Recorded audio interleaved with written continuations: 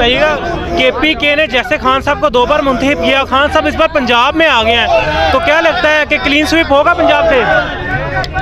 अच्छा मेरी बात सुने, रुक जाओ भाई, एक मिनट, मेरी बात सुने। सबसे पहले अपने टाइग्रेसेस को सलूट करती हूँ।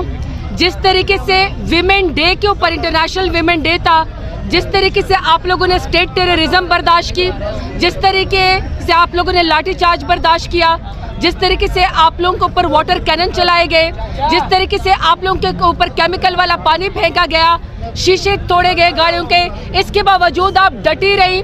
मेरे जितने भी यहाँ पे टाइग्रेसेस हैं, मैं उनके साथ आज खड़ी हूँ। आज मैं डेरा गाजी खान से अपने पूरे कॉन्वॉय के साथ यहाँ पे आई हूँ। सिर्फ मीडिया के सामने मेरा एक सवाल है कि नानी बगोड़ी, मैंने तुम्हें चैलेंज किया था कि कहीं पर भी तुम इलेक्शन लड़ो,